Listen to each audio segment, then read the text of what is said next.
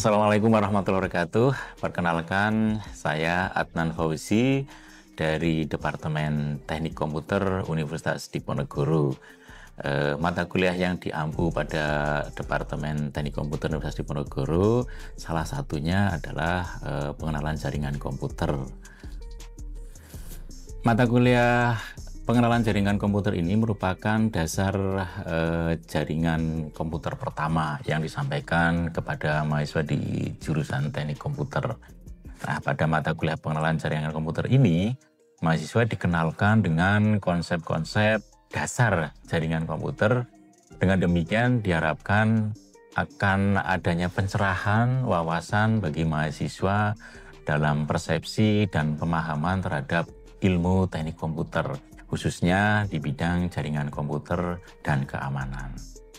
Nah, capaian dari pembelajaran mata kuliah pengenalan jaringan komputer ini adalah mahasiswa mampu memahami dasar-dasar jaringan komputer, seperti layer atau lapisan di perangkat jaringan komputer dari lapisan 1 sampai dengan lapisan 3 seperti media access control, IP sampai dengan routing dan transport layer. Mata kuliah pengenalan jaringan komputer ini saya sampaikan secara hibrid ya. Ada yang dilakukan secara offline di kelas dan ada yang dilakukan secara online. Nah, yang secara online ini saya memanfaatkan platform pembelajaran online dari Cisco Networking Academy. Nah, di sana harapannya dengan platform tersebut mahasiswa bisa membaca materi, kemudian juga bisa mensimulasikan, dan kalau sudah selesai ikut mata kuliah ini, mahasiswa mendapatkan satu sertifikat dari Cisco Networking Academy yang nantinya bisa digunakan lebih lanjut untuk melakukan sertifikasi internasional. Proses penilaian mata kuliah ini saya gunakan diantaranya ada kuis, kemudian ada proyek atau tugas individu dan kelompok. Kemudian juga ada ujian tengah semester serta ujian akhir semester ya. Juga ada beberapa diantaranya partisipasi peserta yang selanjutnya dituangkan dalam komponen penilaian yang ada di sistem informasi akademik. Pada mata kuliah ini di pertemuan-pertemuan awal itu menjelaskan bagaimana jaringan komputer itu mempengaruhi kehidupan kita sehari-hari.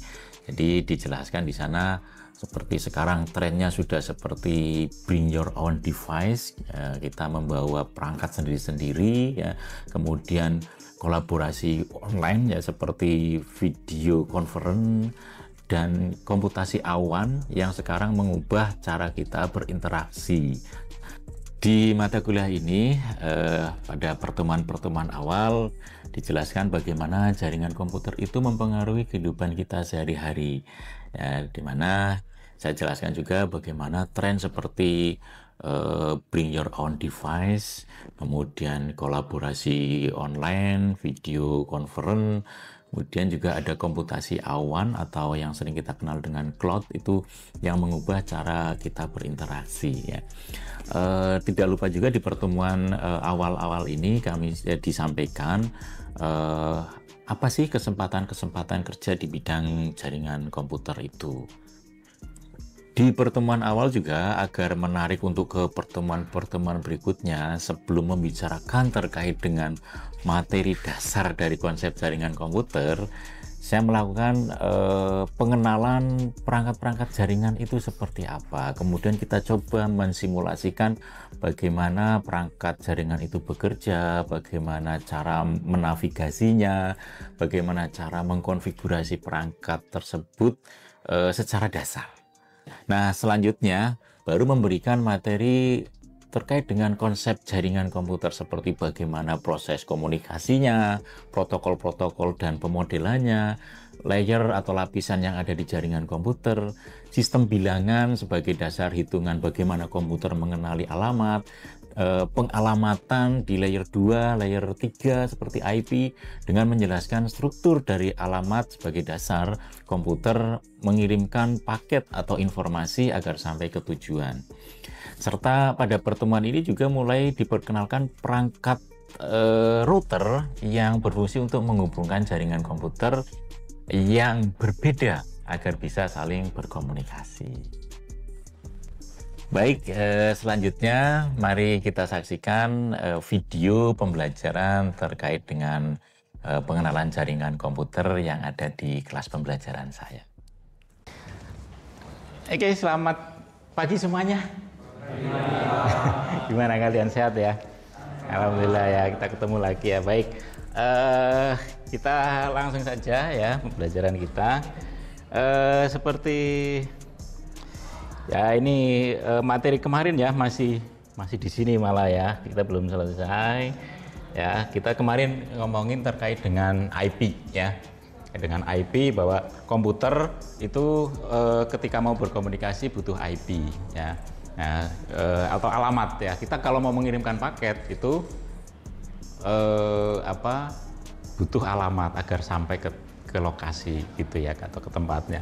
Begitu juga dengan komputer itu ketika mau mengirimkan paket butuh alamat agar bisa sampai. Nah, kemarin sudah kita ngomongin alamat. Sekarang ketika komputernya sudah ada IP-nya, tapi kemudian apakah alamatnya bisa sampai atau tidak? Nah, ini kalau di komputer ya itu.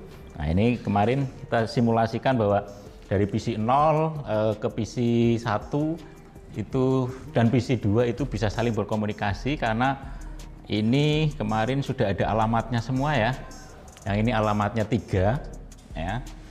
Oke.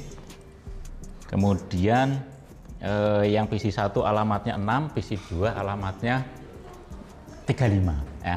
Nah, sekarang di komputer selain alamat ya, kita itu ketika men-setting IP ya, selain alamat itu ada yang namanya ini ya. Subnet ya. Ini. Ada yang namanya subnet di sini. Selain IP ini kan ada IP ya, sorry, saya hapus. Ini ada IP. Kemudian yang kedua di sini urutannya itu ada subnet. Nah, ini subnet. Subnet. Ya. Kemudian ada lagi selain subnet, ada default gateway, ada DNS server gitu ya. Nah, kalau yang ini dia modenya DHCP atau statik ya. Nah, untuk gateway ataupun DHCP server nanti akan kita bahas di pembahasan yang lain ya. Jadi kenapa nanti butuh gateway, kapan saatnya butuh DNS, itu nanti di pembahasan yang lain ya. Sekarang kita pembahasan bahwa ketika kita setting IP pasti akan diikuti dengan subnet. Ini untuk apa? Untuk komputer itu ya,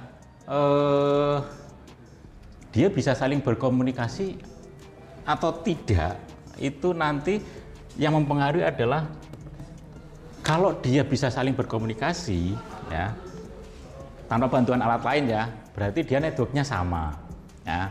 Kemudian ketika networknya berbeda, nah dia tidak bisa saling berkomunikasi. Contohnya ini ya, yang mempengaruhi network itu nanti adalah ada subnet. Nah, di sini contohnya ada subnet 250, kita coba kita ubah ya menjadi 240 misalkan ya, atau 224 deh ya, 224 gitu ya. Oke ya, 224 itu berapa ya, 31 tadi ya kayaknya ya,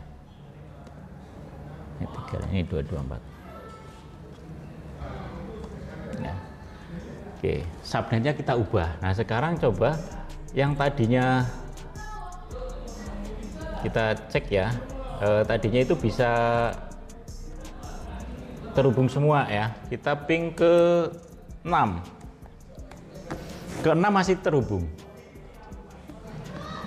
Oke, yang ke 6 masih terhubung. Kemudian yang ke 35 coba.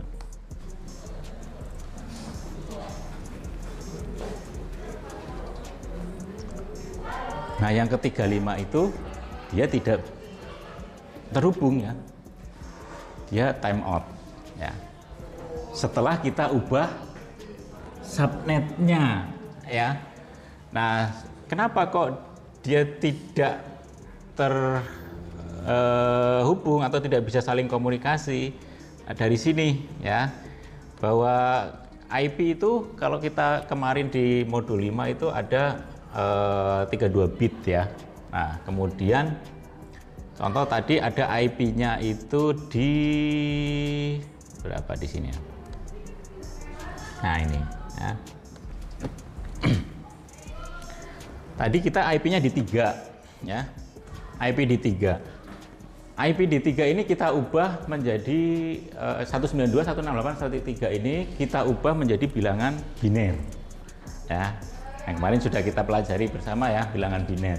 Nah, 192.168.1.3 ini nanti binernya ketemunya seperti ini ya.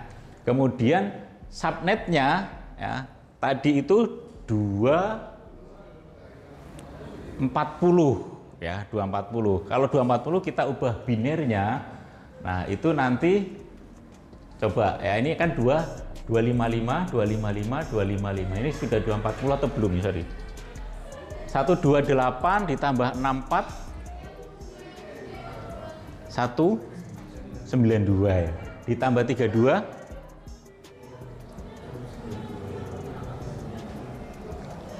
berapa? 224. Oh ya, 224 ya. 224. Nah, ini contoh ada IP 192.168.1.3/27 ya. Jadi subnet itu bisa ditulis dengan 255 255 25 sekian gitu ya. Bisa juga kita tuliskan dengan slash atau prefix. Prefix misalkan 27 24 itu dari mana? Dari yang bernilai 1 ini jumlahnya berapa gitu ya. Jadi misalkan tadi slash 27 berarti yang jumlahnya 1 dia ada 27 ya, dari 32 bit ada 27 ya yang bernilai 1. Nah, kemudian untuk mendapatkan alamat networknya, IP ini, nilai biner IP di N-kan dengan nilai subnetnya, biner subnetnya gitu ya. Tahu ya operasi N ya, masih inget ya? N, OR, XOR gitu ya. Jadi kalau 1N0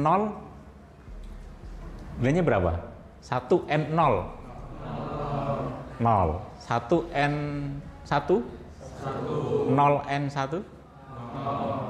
Jadi N itu kalau tidak 1N1 nilainya 0 gitu ya. Masih ingat ya? Oke. Ya, nilai teknik digitalnya sepertinya A semua ini. Digital lanjutnya? Oh, A. Dengan ngulang berapa kali? Oke ya, kita lanjut ya. Nah, sekarang tadi ada IP dan subnet ya, IP dan subnet. Kemudian di N-kan. Nah, seperti ini. Kemudian tadi 1N1 1 1N1 1 0N1 0 gitu kan ya. 0. Oke, dan seterusnya maka ketemu networknya itu di 192.168.1.0 gitu ya. Ini kan ini 0 semua gitu ya, 0. Jadi IP 192.168.1.3/27 networknya di 0 gitu ya. Nah, tadi si 6 ya, IP 6. IP 6 itu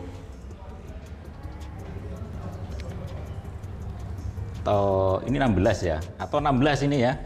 Sorry, tadi IP-nya 6. Kita pakai 16 deh ya. Sama enggak, coba deh ya, IP 16. IP 16 dengan slash 27 ya. Ternyata networknya juga ketemu di 0 ya, sehingga 16 kan ya, tadi kan 6 ya, 6 bisa replay ya, 16 pun bisa replay. Dengan networknya sama, mereka bisa saling komunikasi. Tadi yang tidak bisa komunikasi itu IP 35 ya. Nah, IP 35 itu ya, sorry, nah ini,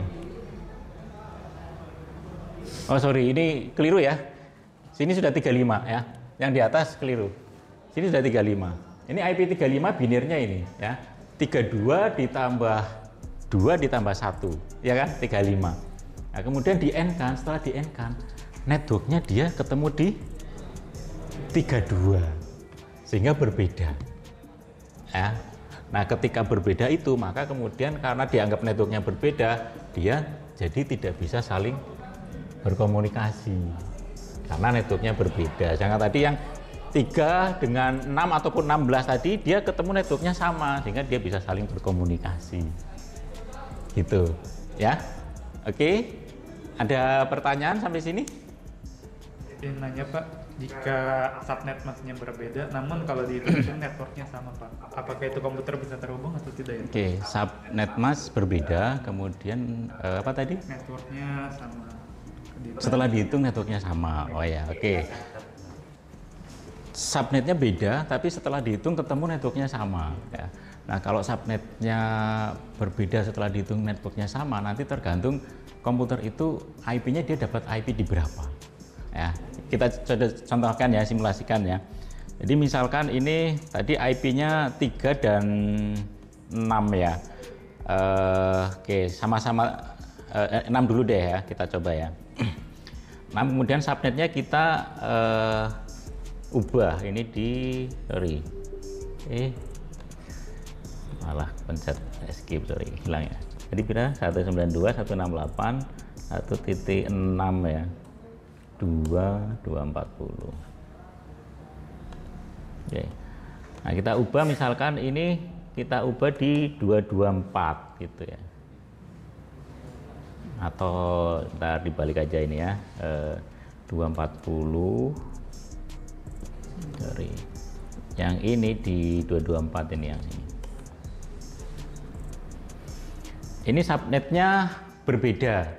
Apakah kedua PC itu masih bisa saling komunikasi? Ya, kita coba cek ya ke 6 ya, karena dianggap networknya sama, dan ketika dianggap networknya sama, range IP-nya itu masih terjangkau, masih dalam networknya yang komputer satunya PC 0. Nah sekarang kemudian kalau kemudian kita ubah ya menjadi katakanlah ini ke 18 misalkan. Oke. Sekarang kita coba cek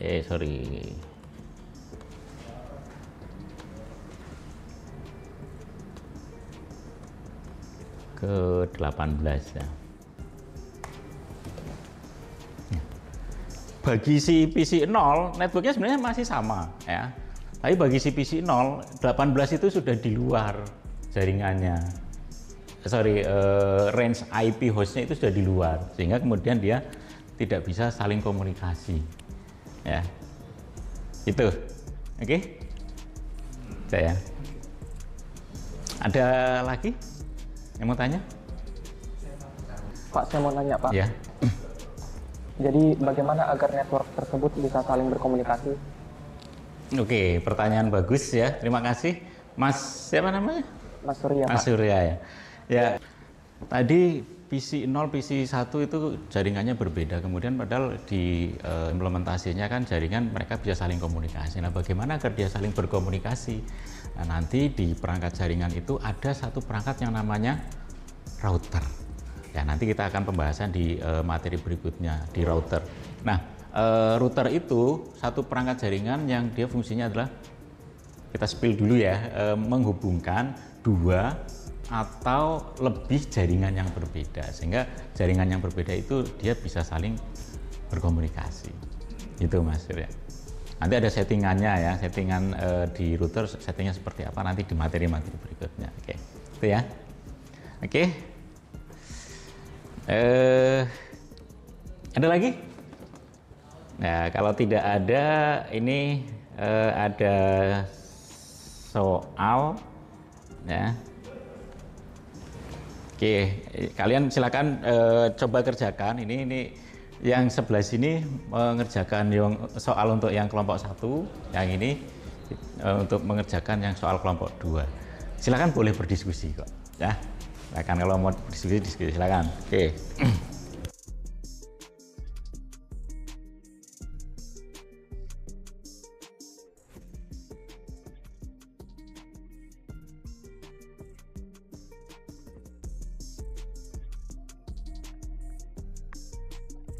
Gimana? Sudah selesai diskusinya? Oke. Sudah bisa apa yang sudah selesai? Nomor saja. Soal nomor berapa? Nomor 1 sudah? Belum. Nomor satu. Nomor 2? Sudah. Oke deh. Nomor 2. Oke. Oke ya. Soal nomor 2 ya. Iya, Pak. Sekarang ini kan mencari alamat ya berapa? Ya, Pak, untuk ini kan tadi soalnya 172.30.1.16/27. Nah, itu pertama IP-nya kita rubah dulu ke biner. Setelah ketemu juga yang prefix 27 kan itu dirubah juga ke biner. Oke. Nah, setelah udah ketemu di binernya, kita operasikan menjadi N. Itu untuk mencari networknya. Nah, setelah itu tuh ketemu di mana setelah konversi ulang networknya ketemu di 172.16.1.0. Itu untuk networknya.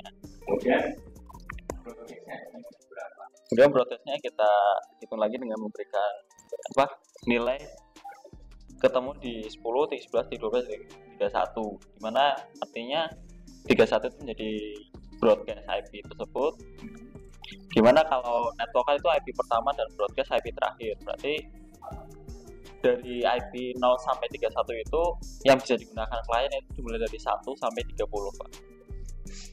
1 sampai 30. Iya. Berarti tadi gimana? Nomor 1. Berarti sekarang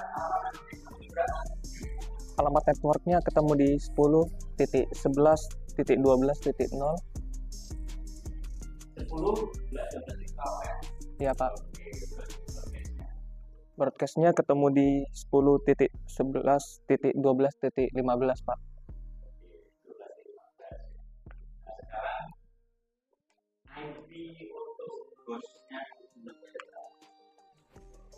IP untuk hostnya itu jumlahnya 14, Pak. Iya, Pak, 14 IP.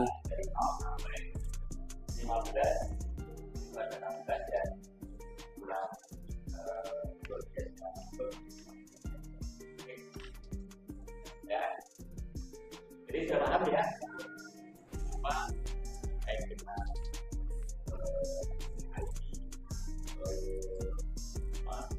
kenapa komputer bisa adalah komputer itu bisa terkomunikasi baik dan nanti yang nanti kemudian sampai itu yang nanti metodenya metode yang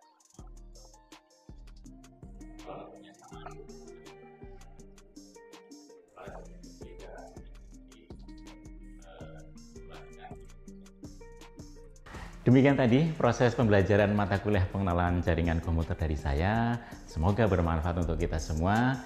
Jadi saya ucapkan terima kasih. Assalamualaikum warahmatullahi wabarakatuh.